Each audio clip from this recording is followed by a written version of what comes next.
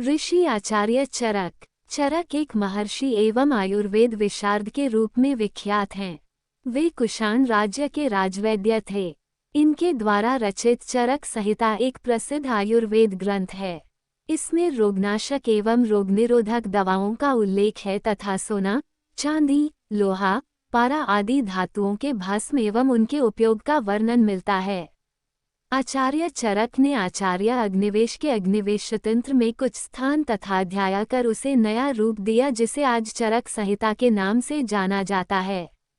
300-200 ई पूर्व लगभग आयुर्वेद के आचार्य महर्षि चरक की गणना भारतीय औषधि विज्ञान के मूल प्रवर्तकों में होती है। चरक की शिक्षा तक्षशिला में हुई। इनका रचा हुआ ग्रंथ चरक संहिता आज भी वैदिक का अद्वितीय ग्रंथ माना जाता है। इन्हें ईसा की प्रथम शताब्दी का बताते हैं। कुछ विद्वानों का मत है कि चरक कनिष्क के राजवैद्य थे, परंतु कुछ लोग इन्हें बौद्ध काल से भी पहले का मानते हैं। 8वीं शताब्दी में इस ग्रंथ का अरबी भाषा में अनुवाद हुआ और यह शास्त्र पश्चिमी देशों तक पहुंचा। चरक संहिता में व्याधियों के उपचार तो बताए ही गए हैं, प्रसंगवश स्थान स्थान पर दर्शन और अर्थशास्त्र के विषयों की भी उल्लेख है। उन्होंने आयुर्वेद के प्रमुख ग्रंथों और उसके ज्ञान को इकट्ठा करके उसका संकलन किया। चरक ने भ्रमण करके चिकित्सकों के साथ बैठकें की, विचार एकत्र किए और सिद्धांतों को प्रतिपादित किया और उसे पढ़ाई लिखाई के योग्य बनाया था। चरक संहिता का महत्व। चरक संहिता आयुर्वेद का प्राचीनतम ग्रंथ है। वस्तुतः ये ग्रंथ ऋषि आत्रेय तथा पुनर्वसु के ज्ञान का संग्रह है जिसे चरक ने कुछ संशोधित कर अपनी शैली में प्रस्तुत किया। कुछ लोग अग्निवेश को ही चरक कहते हैं। द्वापर युग में पैदा हुए अग्निवेश चरक ही है। अलबरूनी ने लिखा है कि औषध विज्ञान की हिंदुओं की सर्वश्रेष्ठ पुस्तक चरक संहिता है। संस्कृत भाषा में लिखी गई इस पुस्तक को 8 स्थान और 120 अध्यायों में बांटा गया है, जिसमें 12,000 श्लोक और 2,000 दवाइयां हैं। सूत्र स्थान में आहार विहार, पथ्य अपथ्य, शारीरिक और मानसिक रोगों की चिकित्सा का वर्णन है। निदान स्थान में रोगों के कारणों को जानकर 8 प्रमुख रोगों की जानकारी है। विमान स्थान में स्वादिष्ट, रुचिकर, पौष्टिक भोजन का उल्लेख है। शरीर स्थान में मानव शरीर की रचना, गर्भ में बालक के विकास की प्रक्रिया तथा उसकी अवस्थाओं का महत्व बताया गया है। इंद्रिय स्थान में रोगों की चिकित्सा पद्धति का वर्णन। चिकित्सा स्थान में कुछ विशेष रोगों के इलाज। कल्प स्थान में साधारण इलाज। सिद्धि स्थान में कुछ सामान्य रोगों की जानकारी है। इनमें शल्य चिकित्सा पद्धति का उल्लेख नहीं मिलता है। सर्वश्रेष्ठ पुस्तक आयुर्वेद की सर्वश्रेष्ठ कृति मानी जाने वाली चरक संहिता में भारत के अलावा यवन, शाक, चीनी आदि जातियों के खानपान और जीवन शैली का भी जिक्र मिलता है। इस पुस्तक को विभिन्न भाषाओं में अनुवादित भी किया जा चुका है। अरब के प्रसिद्ध इतिहासकार और विद्वान अल-बरूनी ने भी कहा था, हिंदुओं की एक पुस्तक चरक के नाम से प्रसिद्ध है, जो कि औषधि की सर्वश्रेष्ठ पुस्तक मानी जा सकती है। चरक संहिता के महत्वपूर्ण श्लोक। विकारनामा कुशलो न जिनियात कदाचन, न हि सर्वविकाराणां नामतोस्ति ध्रुवा स्थितिः। स एव कुपितो दोषा समुत्थान विशेषता स्थानांतर्गतश्चैव जनयत्याम्यान् बहून्।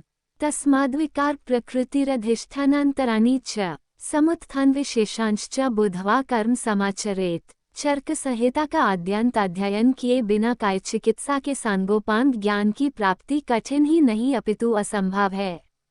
ये कहना अतिशयोक्ति नहीं होगी कि कुशल काय चिकित्सक बनने के लिए इस संहिता का वाक्यशः, वाक्यार्थशः एवं अर्थावयवशः अध्ययन अत्यावश्यक है। स्वस्थ के स्वास्थ्य संरक्षण एवं रोगी के रोग निवारण हेतु सैद्धांतिक एवं प्रायोगिक दोनों पक्षों का जितना विशद विवेचन इस संहिता में प्राप्त होता है उतना अन्यत्र कहीं भी उपलब्ध नहीं है। यस्य 12 हृदि तिष्ठति संहिता सोऽर्थज्ञः स विचारज्ञश्चिकित्साकुशलश्च सः रोगांस्तेषां चिकित्सा च स किमर्थ न बुध्यते। चिकित्सा वह निवेशस्या सुस्थतुराहित प्रति यदिहास्ति तदन्यत्र यन्यहास्ति न तत्त्ववित्। प्राचीन काल में गुरु शिष्य परंपरा में सभी आचार्य अपने शिष्यों को संहिताओं का अध्ययन कराते समय वाक्यशः, वाक्यार्थशः एवं अर्थावयवशः शैली का उपयोग करते थे। सतत परिश्रमशील शिष्य भी गुरु की आज्ञानुसार संहिता ग्रंथों का सैद्धांतिक एवं प्रायोगिक दोनों दृष्टियों से सांगोपांग ज्ञान प्राप्त करते थे।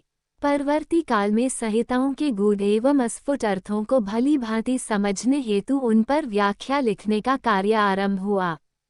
चरक संहिता पर सर्वप्रथम भट्टार हरिचंद ने चरकन्यास नामक व्याख्या लिखी।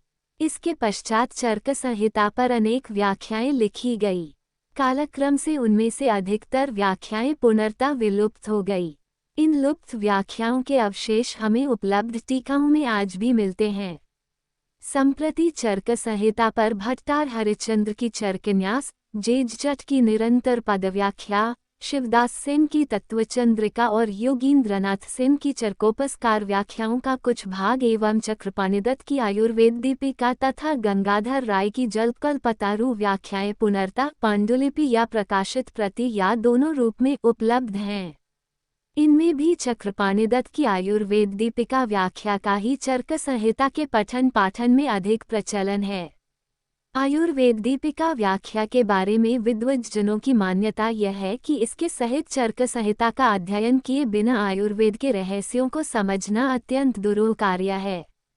अगर आपको इसी तरह की कहानी अच्छी लगी है तो हमारे YouTube चैनल स्टोरी का खजाना को अभी सब्सक्राइब कर लीजिए और साथ में घंटी को दबाकर ऑल पर सेट कर लीजिए ताकि आने वाली हर एक न्यू कहानियों का नोटिफिकेशन आपको तुरंत मिल जाए। अपना प्यार स्नेह इसी तरह बनाए रखें। धन्यवाद।